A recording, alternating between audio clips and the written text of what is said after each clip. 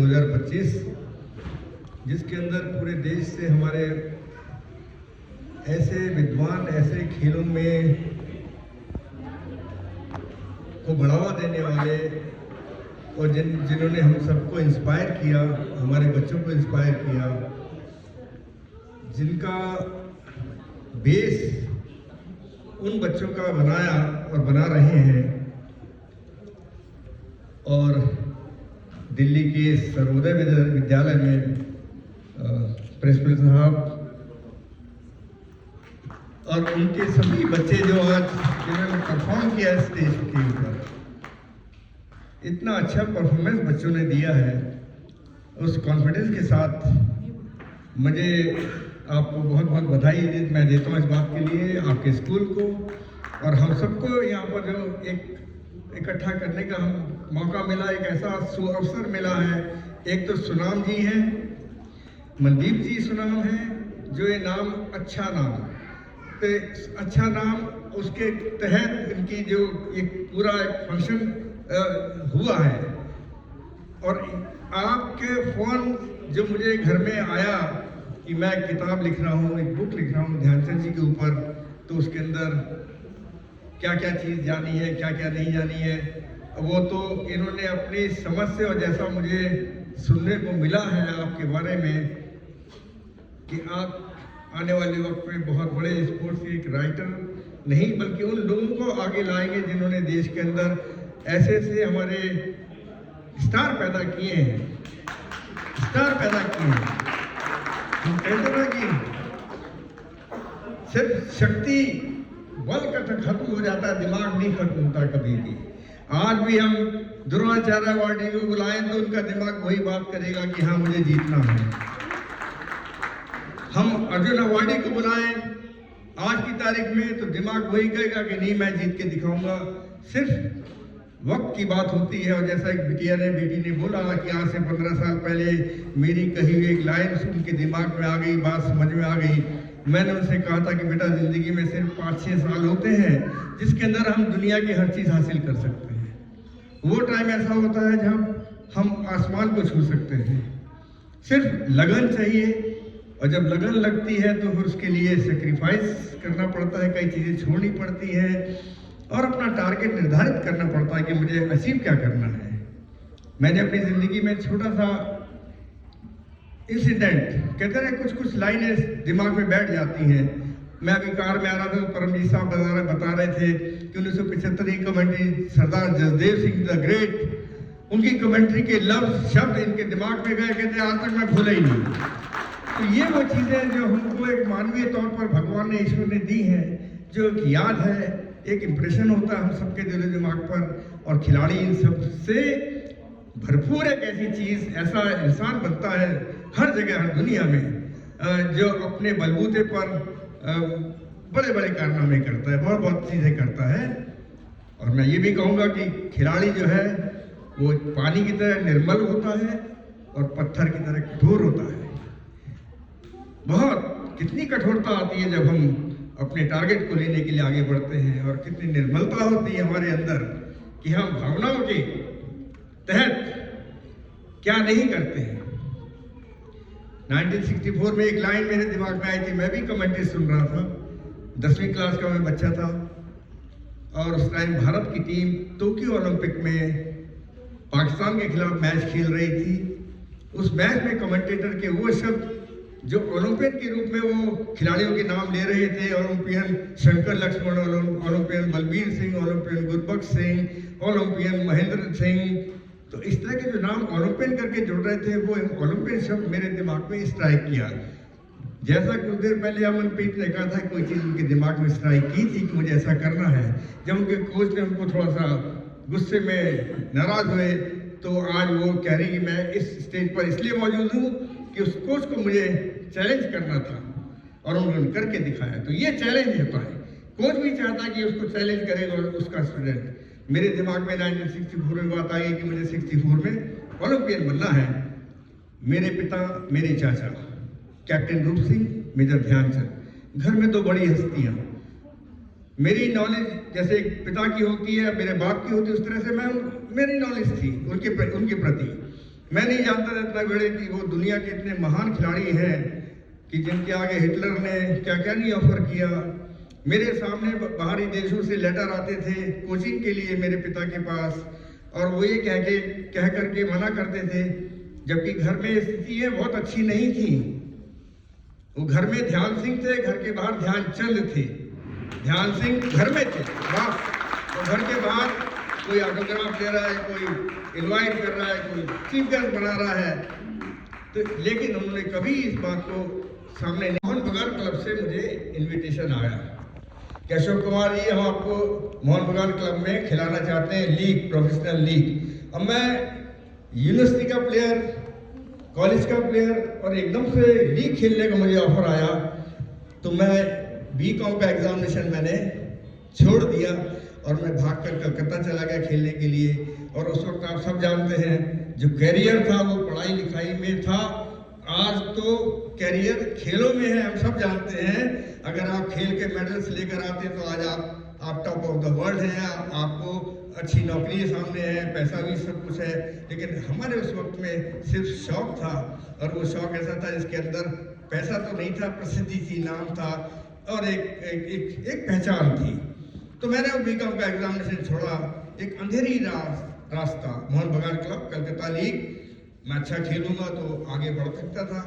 लेकिन सिर्फ वो जो कहते ना कि 3 4 5 चीजें दुनिया में इंसान के लिए हर जगह एक जैसी होती, चाहे किसी भी क्षेत्र में आप हो, आपकी लगन, टारगेट क्या है, व्हाट इज योर टारगेट, आपका सेक्रीफाइस कितना है, आपकी मेहनत कितनी है उसके प्रति मेहनत कितनी है। और जब ये सब चीजें जुड़ती हैं तो आखिर में एक चीज हम सब खिलाड़ी हैं, हम सब जानते हैं कि किस वक्त बॉक्स लगता है, किस वक्त लगता है अपोनेंट के, तो उसके लिए जो एक कॉन्फिडेंस है, जो आपके अंदर एक आत्मविश्वास, वो जिस दिन इंसान के अंदर घर पैदा होता है तो वो हर चीज उसको अचीव हो जाती है।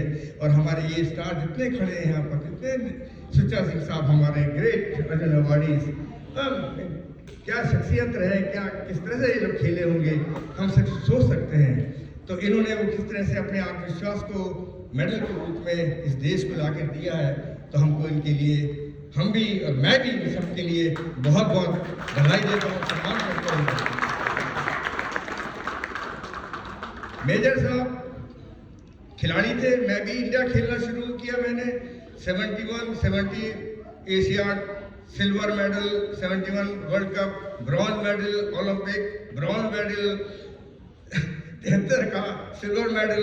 तो ये silver medal, bronze medal, hockey में जरा अलग खेल था। और हमारे जो स्टॉलवर्ड, जो हमारे पुरोधा लोग थे, मेरे पिता ध्यानचंद साहब, कैप्टन रूप सिंह, कुंवर दिग्विजय सिंह बाबू लखनऊ के हमारे ग्रेट इनसाइड राइट, बलबीर साहब, उधम सिंह जी, लेस्ली क्लाउडियस, ये लोग हॉकी में तो गोल्ड लाते थे, सोना लाते थे। हम लोग की जब पौध आई तो हम लोग कोई ब्रॉन्ज मेडल, कोई सिल्वर मेडल ला रहा है, तो घर में हमने कोई मेडल दिखाई नहीं बाबूजी को। Never showed those medal to my father कि मैं ये ब्रॉन्ज लेके आया हूँ, सिल्वर लेके आया हूँ। और वो नाराज होते थे कि तुम लोग क्या करते हो वहां जाके, कैसे खेलते हो, क्या तुम्हारी टीम खेलती है। तो मैं अब दिल में मुझे ये भी था कि मेरे पिता, मेरे बाप मुझे कब शाबाशी दे, मैं घर में जब मेडल लेकर आऊं तो मेरे पिताजी शाबाशी देखें, अशोक कुमार तुम अच्छा खेले और तुम्हारी टीम ने गोल्ड मेडल लिया है।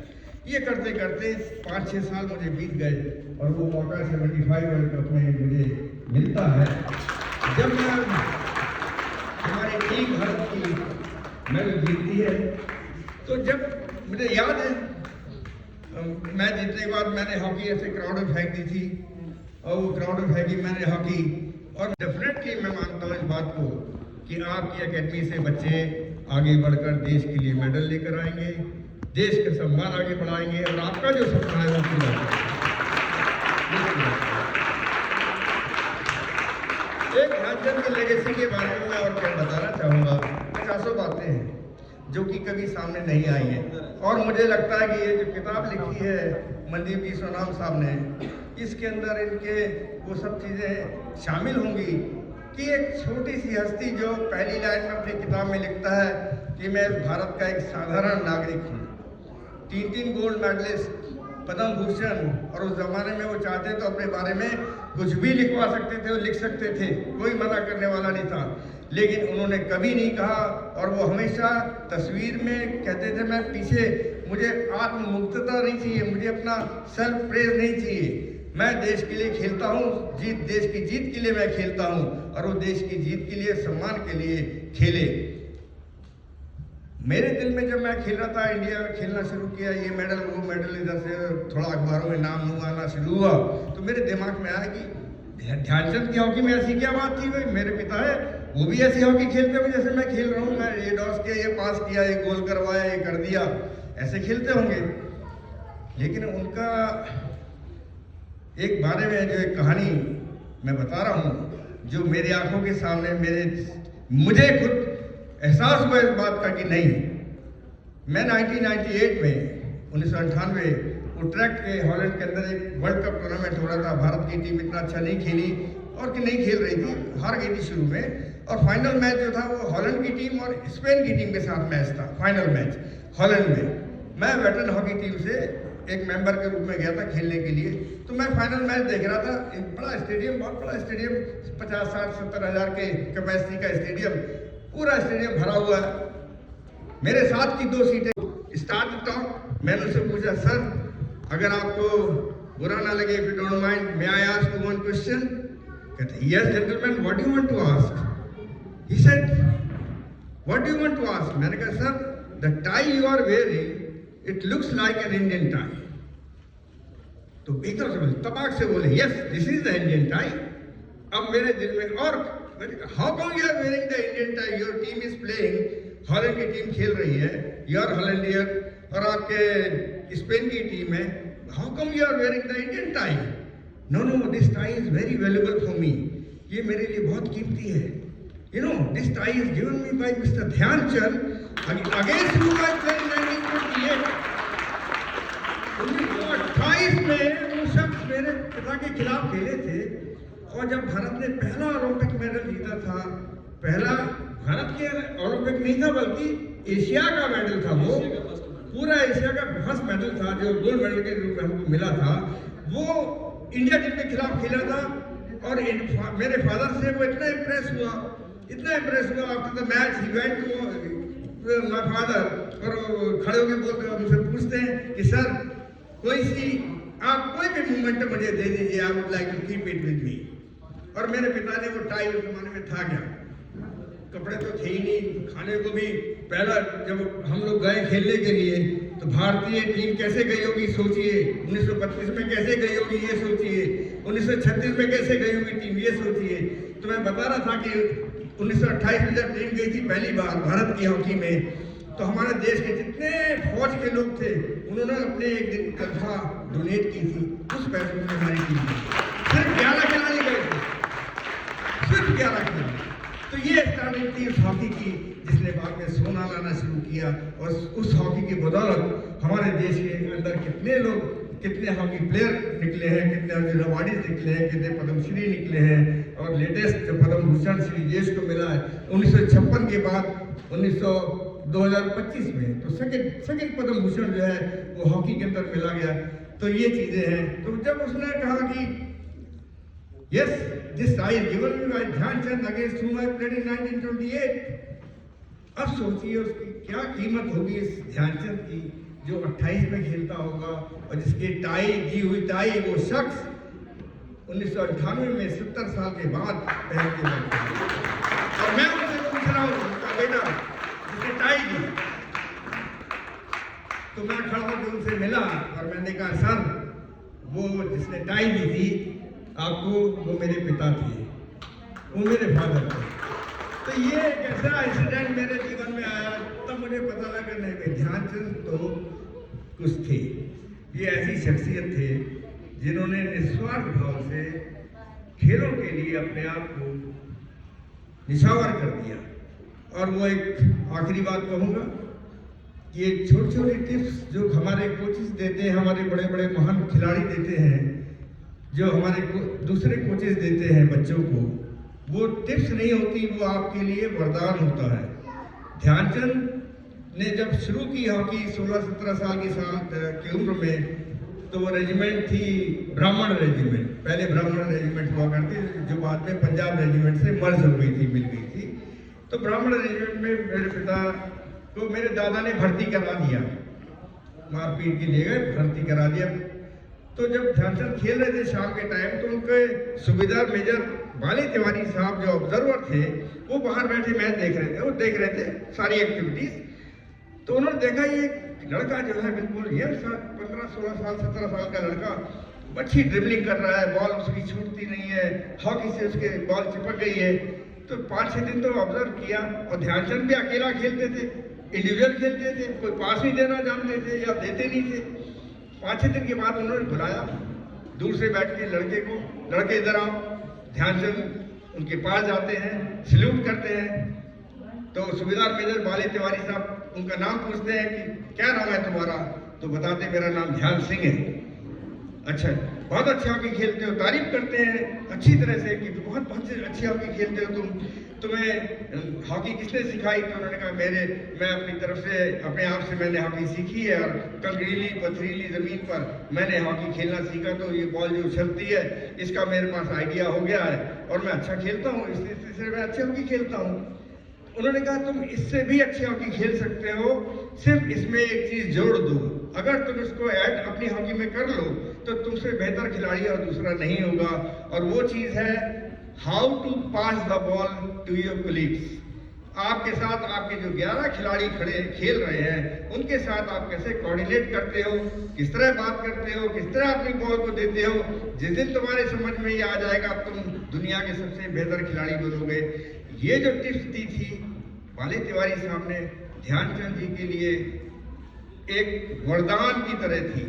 वरदान ये कि वो उनके दिमाग में उस चीज ने स्ट्राइक किया, और अगले दिन से वो दोपहर में जो मनदीप साहब अपनी स्पीच में बोल रहे थे कि अकेले दोपहर में प्रैक्टिस करना 1.5 घंटे के घंटे, जब लंच का टाइम होता था तो प्रैक्टिस करते थे अकेले, और लंच डिनर के टाइम पे पहले जो वक्त मिलता था उसमें अंधेरे के टाइम, चाहे चांदनी रात हो चाहे अंधेरा हो, तब वो प्रैक्टिस करते थे। तभी तो उनकी फेंकी हुई बॉल गोल के किस कॉर्नर में चली जाए और किस कॉर्नर फेंक दे, ये आर्ट तो सिर्फ ध्यानचंद के पास में था, और जो उन्होंने उस मेहनत के बलबूते पर करा जो बाली तिवारी साहब ने उनसे कहा कि तुम पास करना सीख जाओ। तो ध्यानचंद ने पास तो कर ही करा, बाकी उसके बाद फिर वो ध्यान सिंह से ध्यानचंद बने।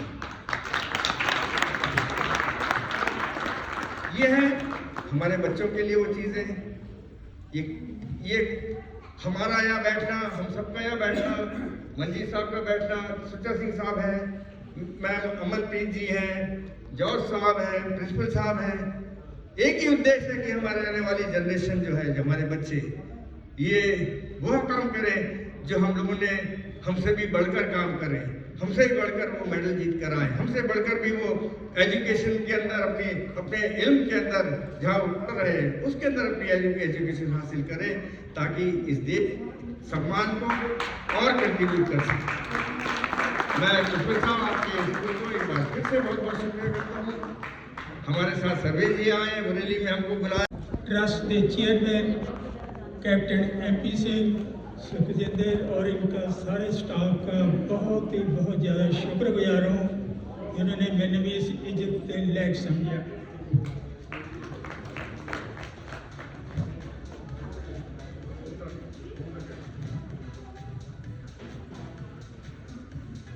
दोस्तों, भारत एक महान देश है। इस देश के विचों बड़े बड़े महान हीरे पैदा हुए हैं, जिन्होंने दुनिया के विच जाके अपना नाम एक कोहेनूर हीरे की तरह चमकाया है। उन्होंने भारत के महान हीरिया के विचों ध्यानचंद जी और मिल्खा सिंह, दारा सिंह होए पैदा हुए हैं। जिस मुल्क के मैं गया हाँ, उत्थे सिर्फ यही पुछते सन कि तुसीं उस मुल्क के हो जिस देश के जादूगर ध्यानचंद जी हैं। हर जगह के दोस्तों ऐसी शान करते गए हैं, दुनिया के उनका नाम है। उन्होंने देश लिए अपना तन मन धन सब कुछ कुर्बान कर दिता है। ये महान हीरे मैंने नहीं देखे अज तक।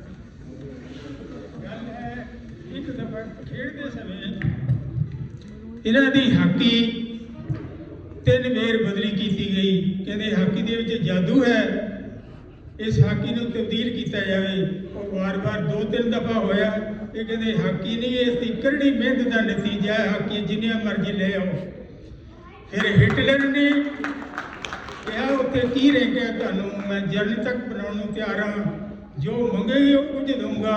ਪਰ ਇਸ ਦੇਸ਼ ਦੇ ਭਾਰਤ ਦੇ ਉਸਮਾਨ ਹੀਰੇ ਨੇ ਕਿਹਾ ਕਿ ਮੈਨੂੰ ਕੁਝ ਨਹੀਂ ਚਾਹੀਦਾ, ਮੈਂ ਦੇਸ਼ ਲਈ ਮਰੂੰਗਾ ਔਰ ਦੇਸ਼ ਲਈ ਹੀ ਖੇਲੂੰਗਾ। ਸੱਚੇ ਜਵਾਨ ਜੋ ਭਾਰਤ ਦੇ ਹੀਰੇ ਨੇ। ਮੈਂ ਹੁਣ ਬੱਚਿਆਂ ਨੂੰ ਕੁਝ ਕਹਿਣਾ ਚਾਹੁੰਦਾ, ਜਿਹੜੇ ਬੱਚੇ ਨਵੇਂ ਸਪੋਰਟਸਮੈਨ ਬਣਨਾ ਚਾਹੁੰਦੇ ਹੈ। ਬੱਚਿਓ, ਸਭ ਤੋਂ ਪਹਿਲਾਂ ਤਾਂ ਐਜੂਕੇਸ਼ਨ ਨੰਬਰ 1 ਤੇ ਹੈ।